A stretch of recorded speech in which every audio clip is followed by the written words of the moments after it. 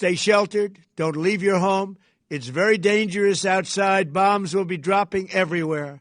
When we are finished, take over your government. It will be yours to take. This will be probably your only chance for generations. This is my video update on this Saturday midday, February the 28th, coming to you from Limassol, Cyprus. Let's talk about some news. And today is the day where Trump, the United States, and Israel, they have launched a military strike. They have declared war against Iran. Trump posted a statement, a speech on Truth Social. It's now all over social media, an 8-minute long speech where he pretty much declares war on Iran. He does declare war on Iran. He talks about obliterating the Iranian military, the Navy, getting regime change, forcing regime change in Iran. He talks about how the Iranian military should surrender, should lay down their arms, and then they will receive full immunity. And then he calls on the Iranian people to rise up and to take back their country, to topple the government. That was pretty much Trump's speech. But he did say in his speech that this is going to be a big, massive operation, and it is aimed at toppling the Iranian government. It is all about regime change. It always was about regime change. But that's Trump's statement. We also had a report from, I want to say, the Wall Street Journal, the New York Times. They reported that the decision to go to war was made when the final decision was taken when Netanyahu was last in the United States. So all of these negotiations that we've seen taking place between Arachi and Witkoff and Kushner, it's all performative. It was all theater. The decision was already made a couple of weeks ago when Netanyahu was last in the United States. So that was also reported on this morning. And we had the strikes. We had 2 waves of strikes so far at the time of recording this video. Midday here in Cyprus, local time Cyprus. The strikes were hitting various cities and regions in Iran. They were not only going after military facilities or nuclear enrichment facilities, alleged nuclear enrichment facilities and alleged military facilities, but the strikes were also targeting the Iranian leadership, the government, the administrative government, as well as military leadership. The strikes, and it's been 2 waves of strikes so far into Iran. The strikes were actually targeting the president of Iran.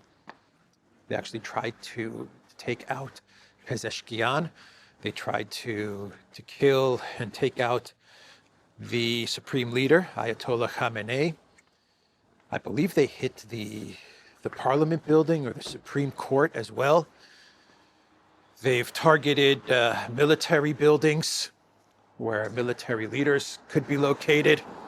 So this is a full-on decapitation strike, a full-on decapitation operation, and it's going to continue. The reports are that the United States and Israel, this is a joint operation. They have said in statements, U.S. officials and Israeli officials, that this is a joint operation. They're going to try to take out the leadership, try to decapitate Iran's leadership, try to destabilize the country, to cause chaos. And then the calculation, I guess, is that this will lead to the military or to the people turning on the government, rising up against the government, and causing a regime change. So that's where we are at the moment.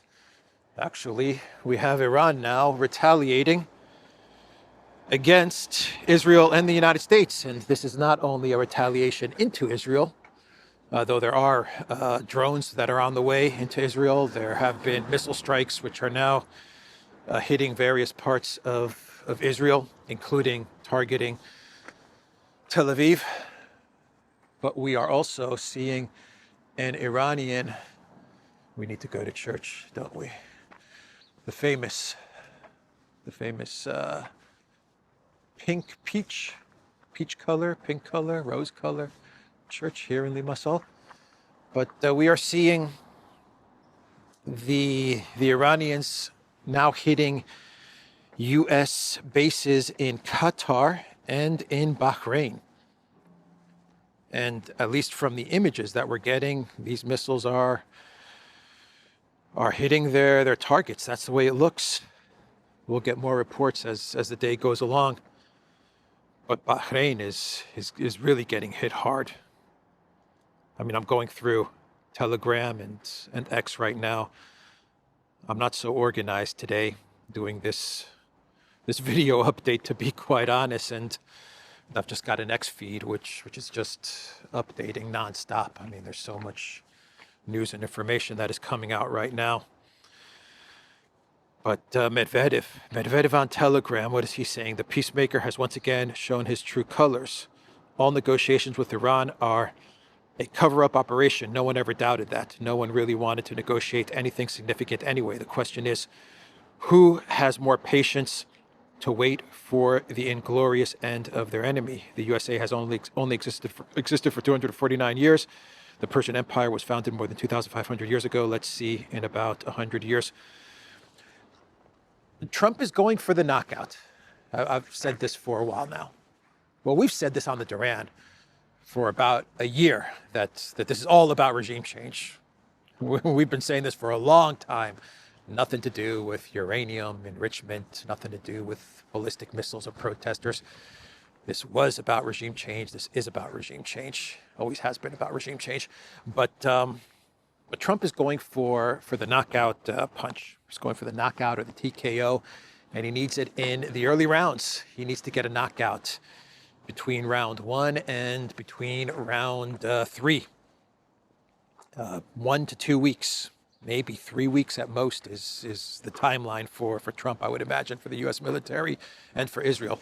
If Iran can manage to survive, the government, the regime, if you want to call it the regime, if they can survive for 2-3 weeks, if they can make it past round 3, then the U.S. is in trouble.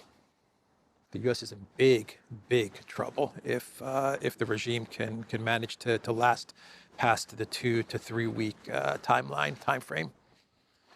A big question is how many missiles and drones does Iran have? I think that's an important question that we just can't answer. We don't know. Does Iran have 10,000 missiles, 20, 50, more? We'll find out how long Iran can go to keep launching missiles into Israel, and not only into Israel, they're going to be launching missiles into U.S. air bases, and now we're getting reports that the Houthis are jumping in. The Houthis are now joining Iran, and pretty soon we're going to see all of Iran's proxies jump in. Hezbollah, I imagine, is going to join the fight, of course. And so this thing is going to escalate. And if Iran starts really connecting and hitting U.S. assets in the region, well, Trump is going to be forced to go even harder. But the question is, how long can the U.S. last? How much firepower does the U.S. have to continue this past 2 to 3 weeks? Trump actually, in his speech, in his statement, as he was declaring war on Iran, his message to the American people was to expect casualties. That was his message. Expect casualties from the Department of War. This is what they posted on X. Operation Epic Fury. I guess that is what this operation is being called. from the Department of War. Israeli Channel 12 quoting an Israeli official, the decision to attack Iran was made during Netanyahu's visit to Washington.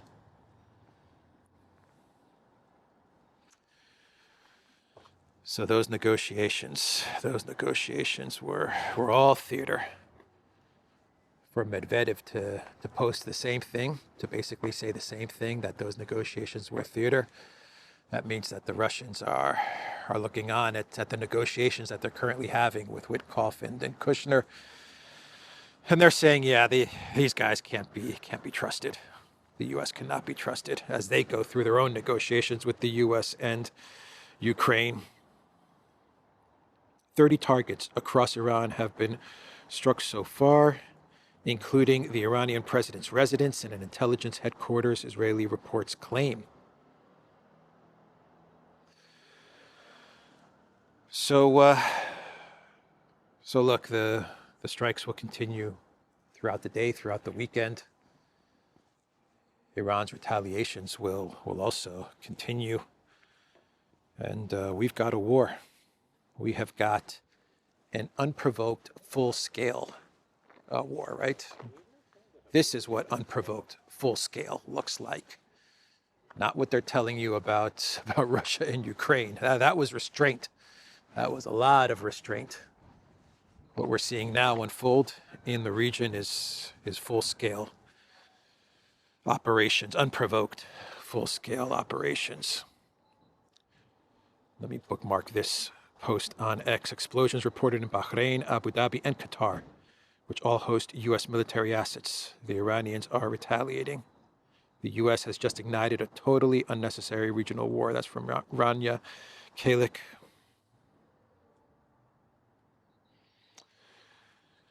Okay, this is going to be a video that focuses on just the war with Iran, just the war between Iran, the United States, and Israel, or should I talk about some other stuff? You guys want me to talk about some other things? Am I ready to talk about some other news topics? From Clash Report, Israel is also striking in Iraq, according to N12 News. Iranian missiles over Kuwait. This is coming from Lord Bibo. Iran is striking all bases in the Gulf states. From Megatron, Iran is now targeting U.S. bases. Explosions in Manama, the capital of Bahrain. Missiles targeting Al Udeid Air Base in Qatar. Initial reports of explosions in the United Arab Emirates. God help us. God help us.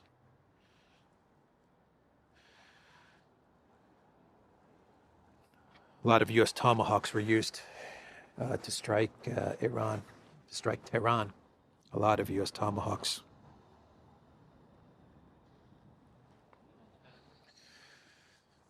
So I saw that Biden appeared yesterday. He gave a speech somewhere talking about how Trump in his State of the Union didn't mention the anniversary of Russia's full-scale, unprovoked invasion in Ukraine. That was Biden's statement. What did I say a couple of days ago? They're bringing all of them back out again. Hillary's back. Olaf Scholz is back. Sanna Marin is back. Biden is back. They're all coming back. All of them. Bill Clinton testified yesterday, his deposition to the House Oversight Committee. What was Bill Clinton's message? I kind of forgot what Bill Clinton said. He basically said that nothing happened. That's what he said. He was swimming in the pool with some girl, or in the hot tub with some girl, or swimming with Ghislaine Maxwell, and I think he said nothing happened. I did not have sex with that woman.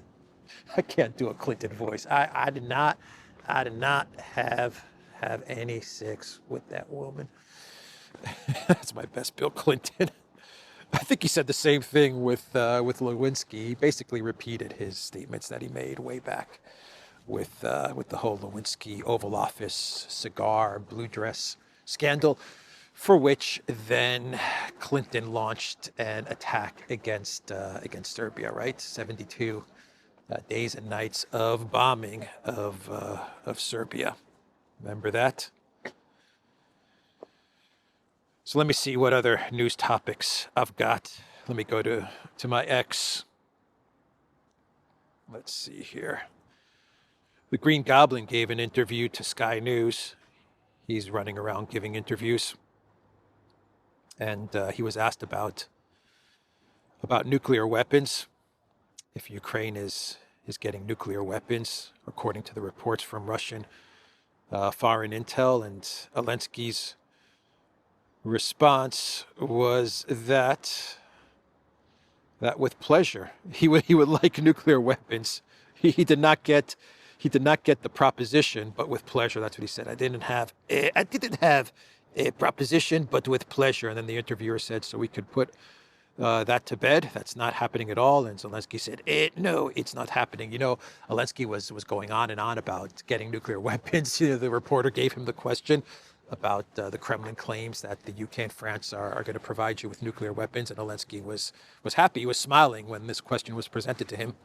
And he was about to go on and on about how Ukraine should get nukes, and with pleasure. And the reporter saved him. The Sky News reporter saved the Green Goblin, because he saw the Green Goblin was talking too much. and he came in, he interjected, and he's like, okay, we can put this to bed, right? And Zelensky was like, yes, Mr. Reporter from Sky TV channel, we can put these to bed. The Green Goblin, yeah. What else did he tell Sky News? Let's see here. Here's a quote. I'm not playing games with Putin. I'm ready to meet and I'm ready to speak, but not in Russia and not in Belarus, because they are allies during this war. So he said that. He was asked about, let me find the quote. He was asked about his free time and what he does in his free time. What kind of a question is that?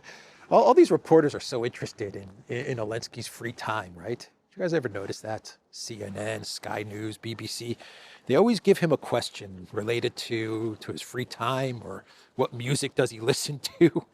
Why do they care? Why do they care? There's a trick, you know. They want to present the Green Goblin as this everyday guy. He's an everyday person under a lot of stress, holding his country together, but he finds time to read Harry Potter and to listen to AC/DC, right? It's media propaganda. Anyway, he was asked about his free time and listening to music, and he said, I don't have too much free time, but I can live with it already. I sleep with music only this way. I sleep with music, Mr. Sky News reporter.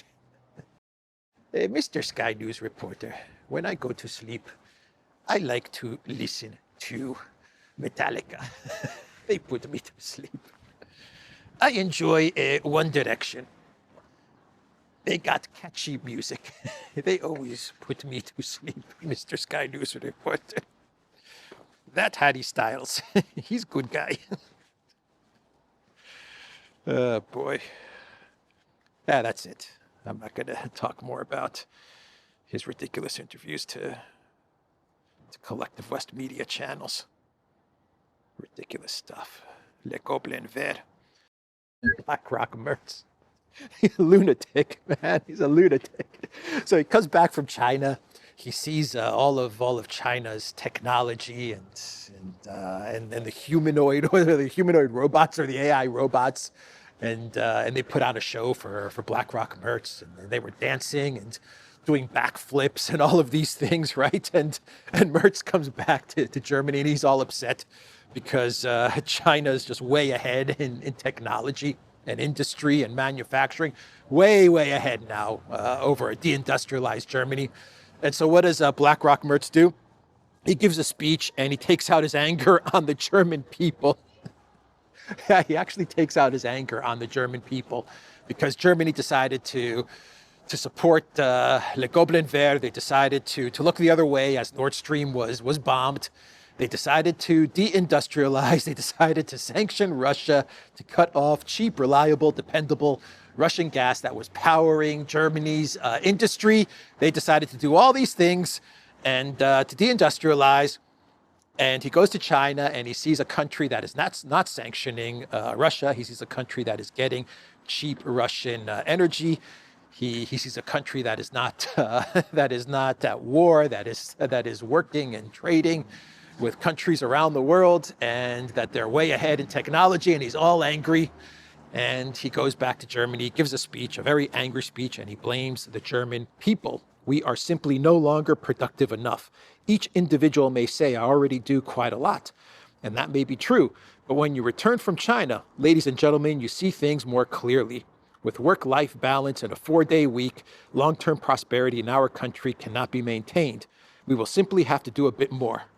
That's right. Blame the German people, Olaf Scholz. Blame the German people for your government. Olaf Scholz before you, but now you for your government's incompetence and stupidity. You want to bring the German economy back, if it can be brought back, if it can be saved, if. That's a big if. But you want to make the German economy competitive again? BlackRock Merz? No more sanctions against Russia. Fix up Nord Stream, if it can be fixed. And go to Moscow and beg Putin, BlackRock Merz, to restart energy transfers, energy sales to Germany. There you go. I've fixed your economy. I've fixed your German deindustrialized economy, or at least I've given your German deindustrialized economy a chance to get back on track. Don't blame the people. Don't blame 4-day work week or 3-day work week or 10-day work week. It has none of that. Has anything to do with any of this. China is ahead because they don't make stupid, dumb decisions, and they didn't try to regime change Russia and regime change Putin. That was Germany that went along with Bidenopolis in his bonehead plan to try and regime change Russia. You guys thought you were going to regime change Russia, overthrow Putin, and then make your way into Russia and plunder and pillage all of Russia's resources, and everything was going to be great. And you guys failed. And now you have none of Russia's resources, and now your economy is crumbling. And what do? You blame the German people. Disgusting. Disgusting. All right. Can I do a clown world? Do I have a clown world? I do have some kind of clown world here. Okay, so Macron's foreign policy advisor, Emmanuel Bon, he gathered journalists together, and his plan, this is a great clown world. These people in Europe, my God, these leaders in Europe, God help us. Anyway, his plan was to gather journalists together in his office, and he was going to call Moscow, and he was going to really stick it to the Kremlin and to Putin, right? Macron, his foreign policy advisor, was going to talk tough to the Kremlin in front of all of the French journalists. Wow, Mr. Bon is tough. He is tough. Listen to him stick it to Putin or to Peskov. So he makes a call. No one answers. He makes another call. No one answers. He tries again. No one answers. He calls the Kremlin 4 times. And you want to know what happens? The Kremlin doesn't even bother to pick up the phone. Oh, my God. Clown world. Oh, boy, clown world. All right. I think I will end the video there. A lot of news going on, but, it's nonstop updates now, rightly so. This is a massive, huge development of a war that is breaking out. This is going to be a big war. This is going to be a freaking big war. What have you done, Trump? Well, we'll monitor everything that goes on in this conflict on this channel on the Duran.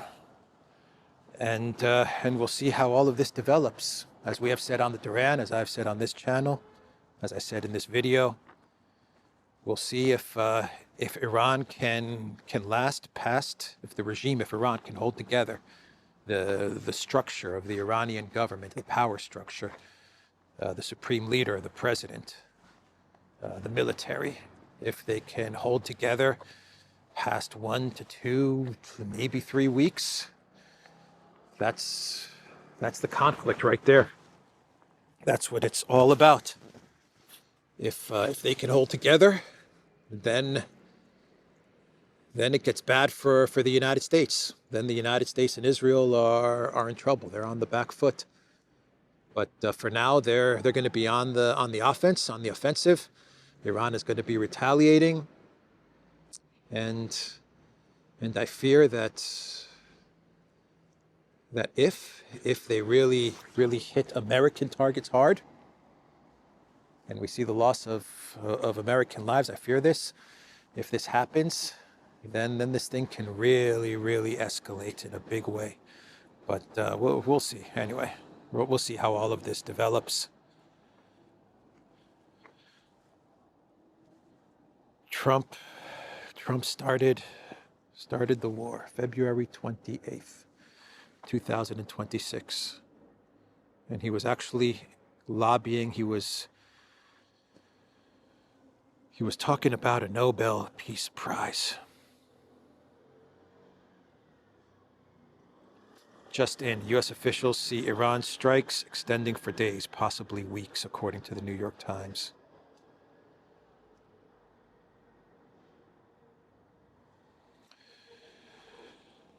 Bahrain, Qatar, UAE, they're all getting hit right now.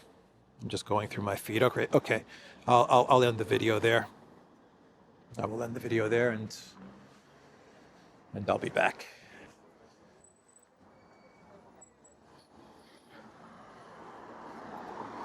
Take care.